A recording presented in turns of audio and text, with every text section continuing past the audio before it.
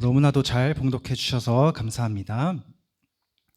오늘 말씀의 본문은 시편 1편과 2편이었습니다, 여러분. 우리 소민 청년이 너무 잘 봉독해 주셨는데요. 이 말씀을 가지고 말씀의 제목은 이렇습니다. 율법 안에 있는 의인의 길, 복음 안에 있는 예수의 길이라는 제목으로 함께 은혜 나누도록 하겠습니다.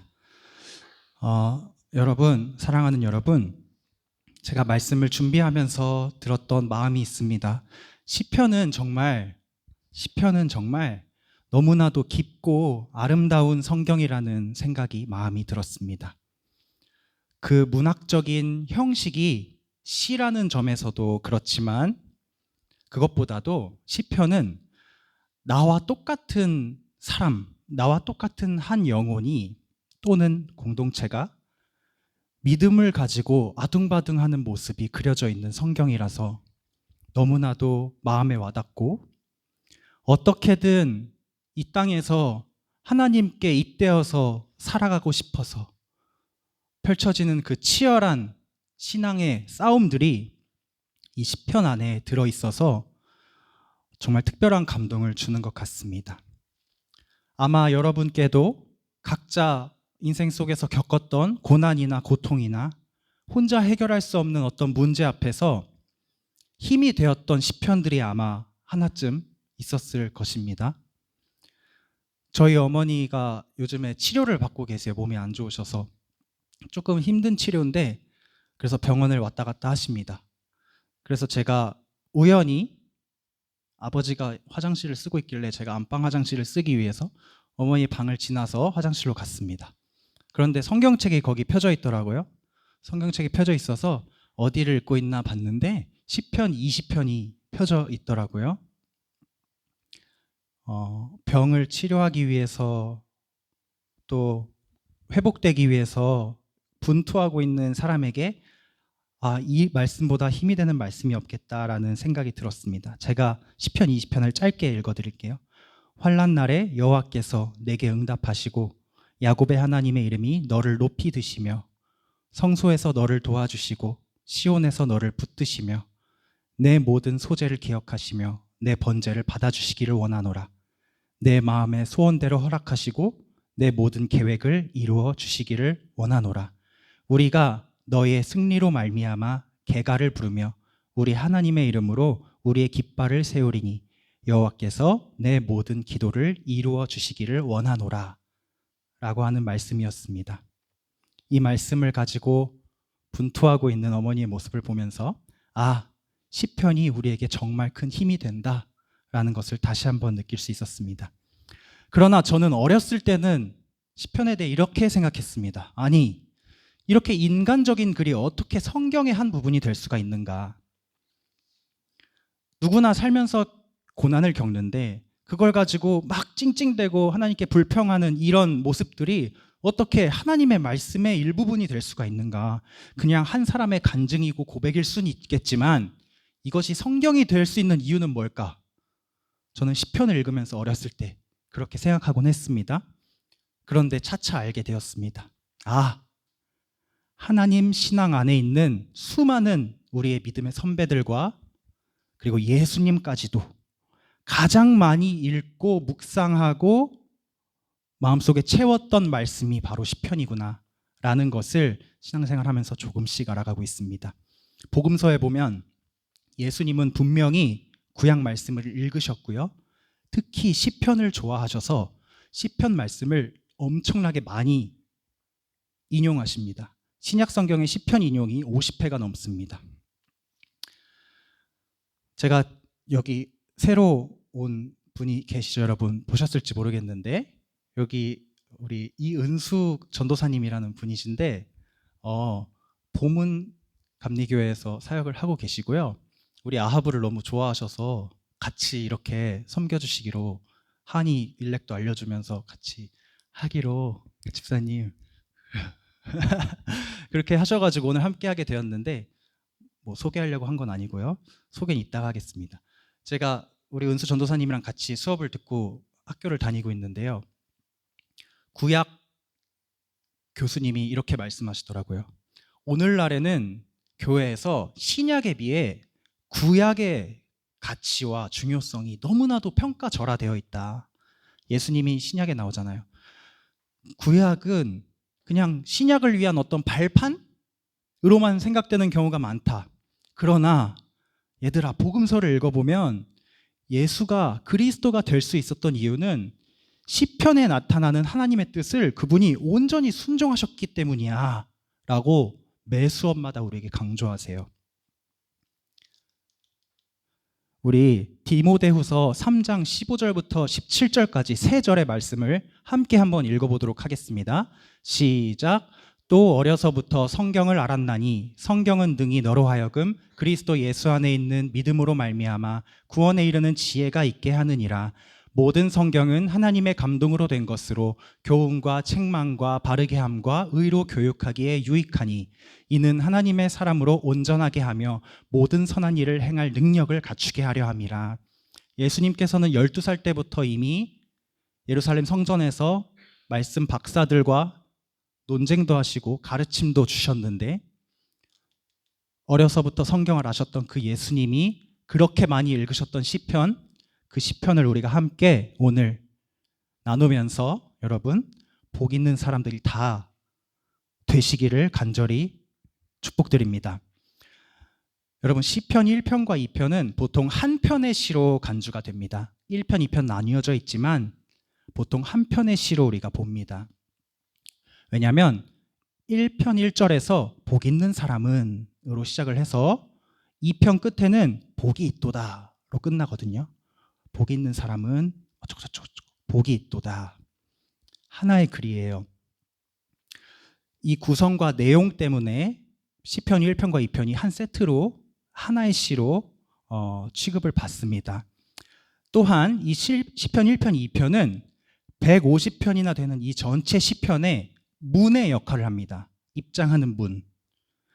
시편 1편, 2편의 별명이 있습니다. 뭐냐면 시편의 서문, 시편의 머릿말, 시편의 서시.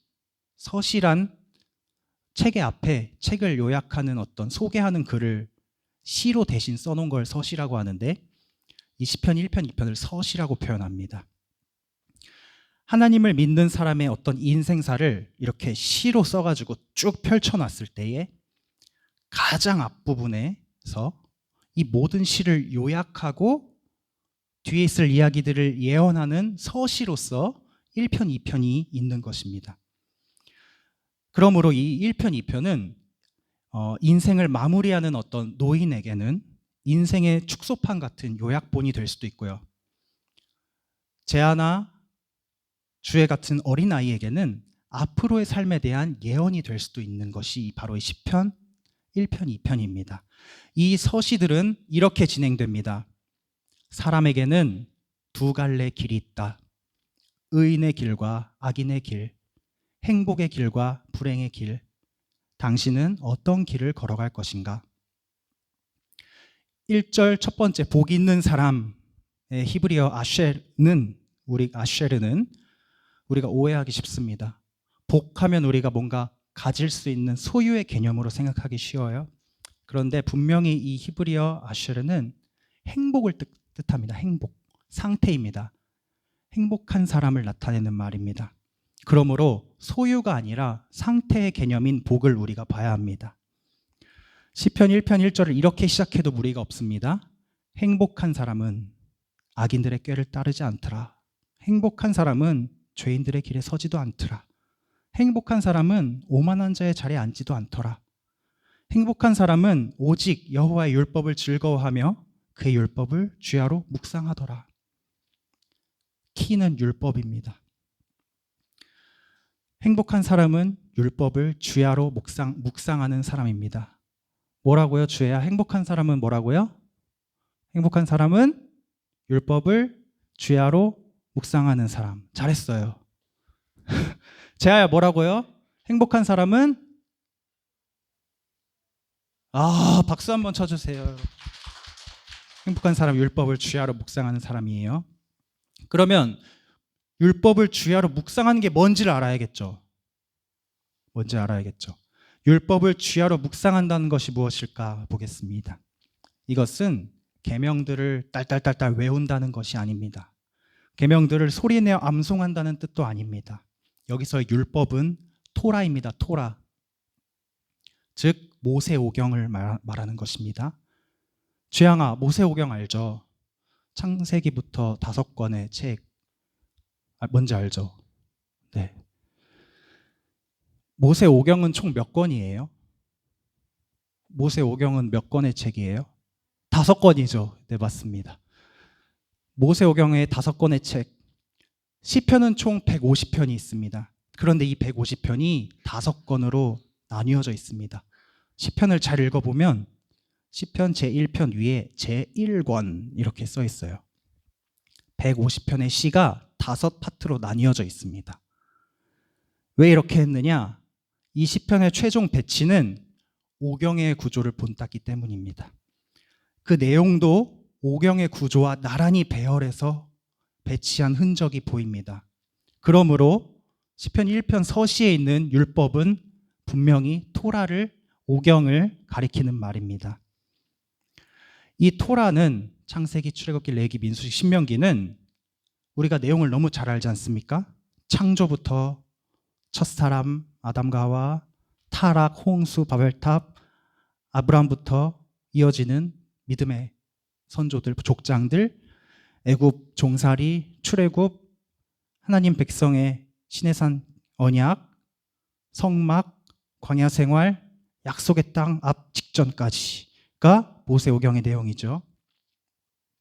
그 오경에 그려진 하나님의 사람들의 이 긴 몇백 년에 걸친, 몇천 년에 걸친 이야기를 서시가 이렇게 요약하는 것입니다. 다시 한번 해보겠습니다. 세상에는 두 부류의 사람들이 있더라. 그 두 부류의 사람들이 각자의 길을 걸어가더라. 의인의 길과 악인의 길, 행복한 길과 불행한 길. 그런데 그 갈라진 길의 끝이 참 극과 극이더라. 의인의 길은 여호와께서 인정하시나 악인들의 길은 망하더라. 이 말씀은 하나님께로부터 율법을 받아서 우리에게 전해준 모세의 삶을 통해서 더 극명하게 구체적으로 증언됩니다. 모세가 하나님을 처음 만날 때 하나님께서 자기 자신을 소개하시기를 나는 스스로 있는 자이니라. 그리고 이렇게 말씀하셨습니다. 너희 조상의 하나님, 나는 너희 조상의 하나님, 곧 아브라함의 하나님, 이삭의 하나님, 야곱의 하나님이다. 내가 너를 보낸다. 아브라함의 하나님, 이삭의 하나님, 야곱의 하나님은 나의 영원한 이름이요 대대로 기억할 나의 칭호니라 라고 자기 자신을 모세에게 소개하셨습니다. 아브라함의 하나님이란 뜻이, 야곱의 하나님이란 뜻이, 이삭의 하나님이란 뜻이 무엇입니까? 창세기 12장 1절 보면 여호와께서 아브라함에게 이르시되 너는 너의 고향과 친척과 아버지의 집을 떠나 내가 내게 보여줄 땅으로 가라. 내가 너로 큰 민족을 이루고 내게 복을 주어 내 이름을 창대하게 하리니 너는 복이 될지라. 아브라함의 하나님은 복 주시는 하나님입니다. 이삭의 하나님은 그 복을 대대로 이어가시는 하나님입니다. 야곱의 하나님은 그 복을 여전히 대대로 이어서 우리에게 주시는 하나님입니다. 그 하나님이 모세에게 오신 것입니다. 그렇게 모세가 하나님을 만나고 복 주시는 하나님을 만나고 인생을 살다가 인생의 끝자락에서 출애굽하고 언약 받고 광야 생활하면서 백성들이랑 뭐라 그러죠? 동고동락하면서 우여곡절 끝에 오경의 마지막 책 신명기에서 마지막 설교 유언을 남깁니다. 그 유언의 마지막 문장이 이렇습니다. 우리 함께 읽어보겠습니다. 신명기 33장 29절입니다. 시작. 이스라엘이여 너는 행복한 사람이로다. 여호와의 구원을 너같이 얻은 백성이 누구냐? 행복한 사람, 아까 복 있는 사람에서 똑같은 말 아쉐르라는 말입니다. 복 주시는 하나님을 처음 만난 모세가 자기 인생의 끝에서 자기 후손들에게 유언을 남기는 것입니다. 얘들아, 너희는 정말 행복한 사람이야. 너희처럼 하나님의 구원을 얻은 백성이 이 세상에 또 어디 있니? 그러므로 시편 1편에 오직 여호와의 율법을 즐거워하여 그의 율법을 주야로 묵상하는도다 라는 말씀은, 얘들아, 토라 오경 안에 있는 하나님과 하나님 백성들의 이야기를 잘 읽어보아라.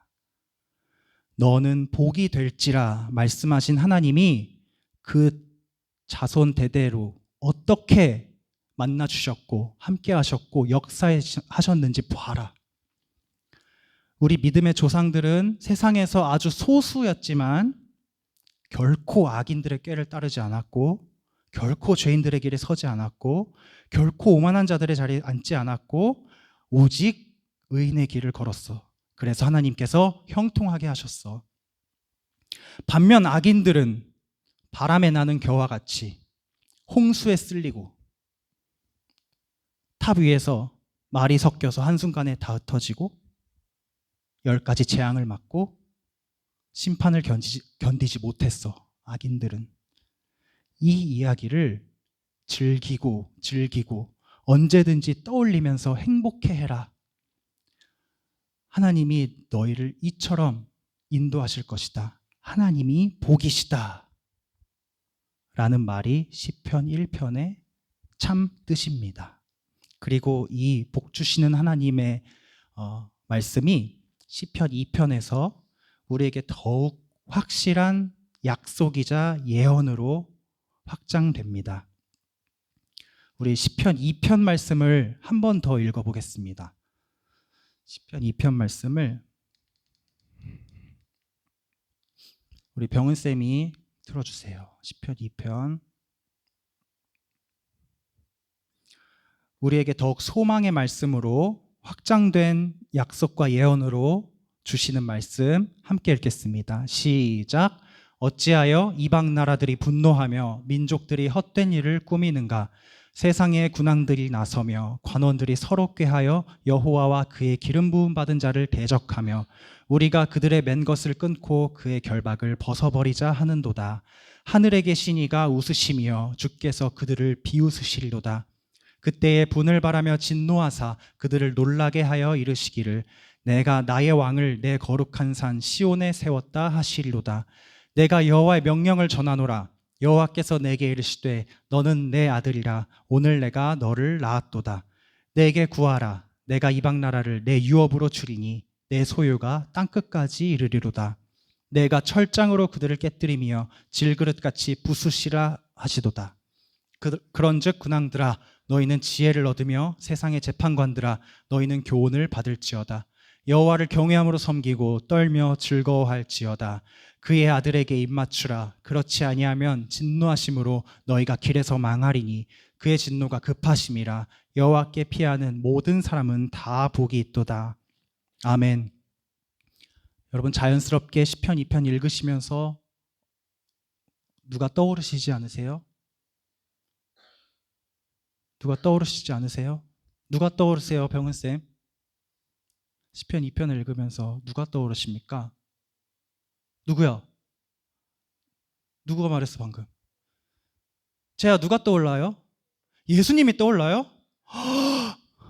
박수를 크게 한번 쳐줘야 될 것 같은데요. 너 선생님 누구니? 전도사님이요? 나요? 나야? 저라고 합니다. 제가 제아를 가르쳤습니다, 여러분. 제가 제아 가르쳤습니다. 여러분 우리 자연스럽게 예수님이 떠오르잖아요. 이 말씀을 보면 예수님께서 사역을 시작하시면서 요단강에서 세례받고 올라오실 때에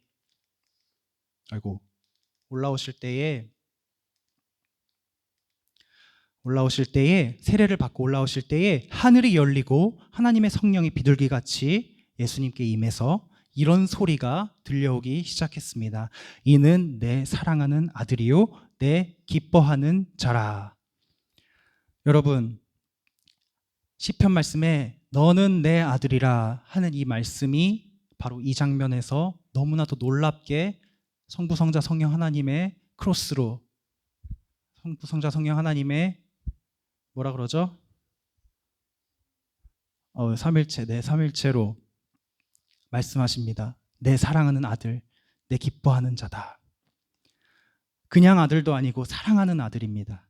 여러분, 사랑하는 아들이라는 것은 우리들도 하나님의 아들입니다. 여러분, 우리들도 하나님의 아들이지만 성경의 복음서에 이렇게 하나님께서 특별히 예수님을 이는 내 사랑하는 아들이다라고 표현을 해주셨습니다. 그 의미는 무엇인가?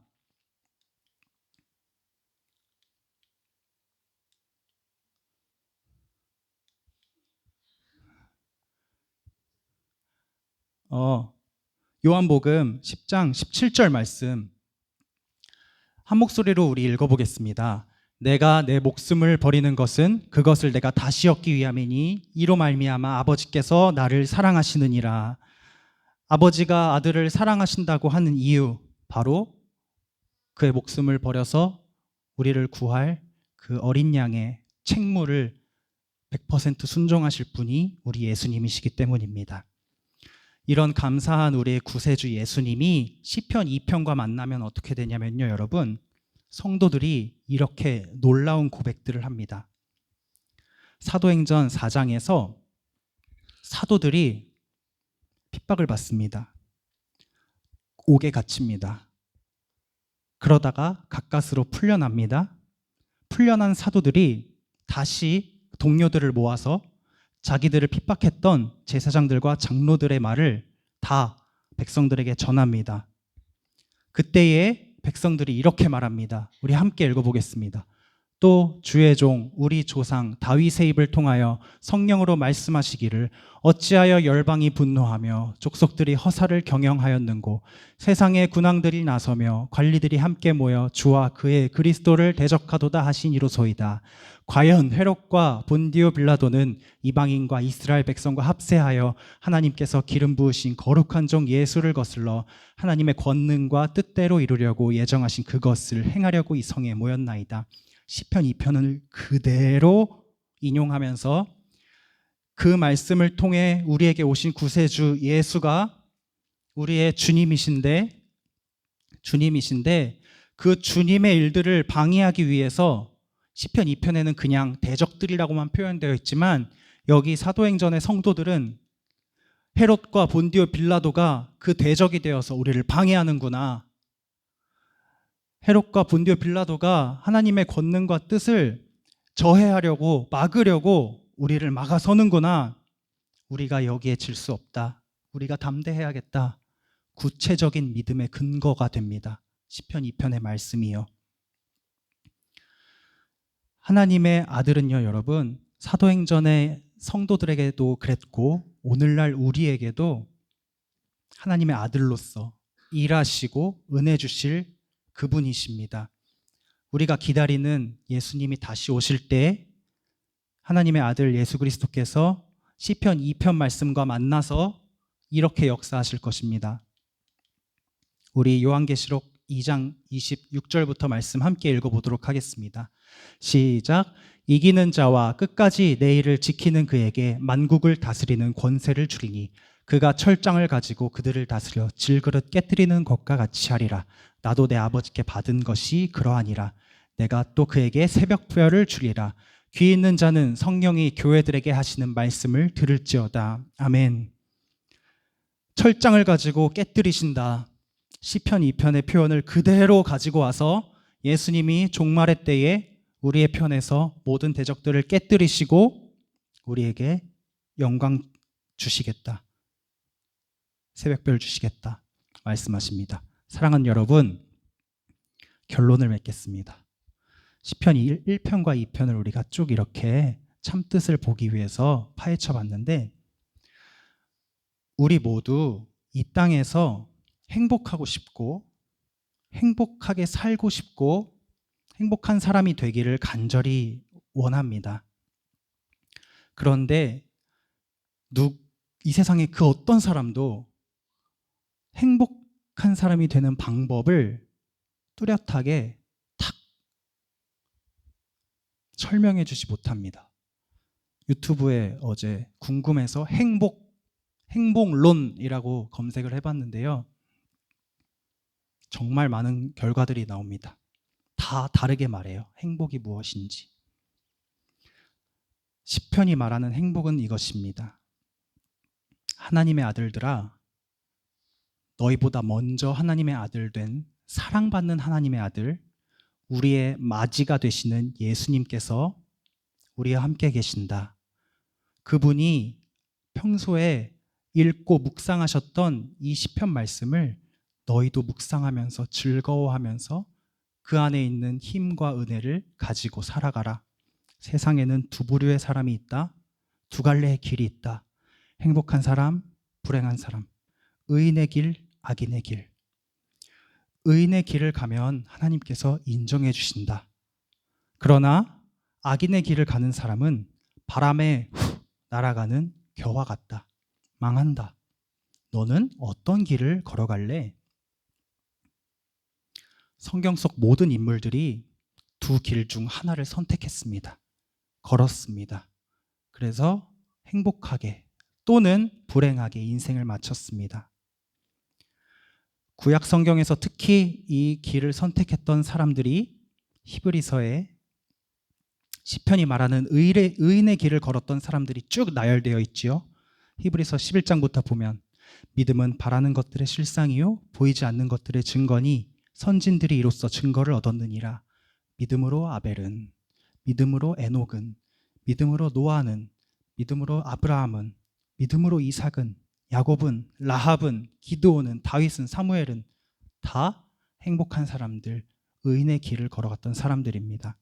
우리도 이 의인들의 모임에 들기를 간절히 소망합니다. 그런데 그 길이 세상이 말하는 행복한 길만큼 순탄하거나 이렇게 여유 있지는 않습니다.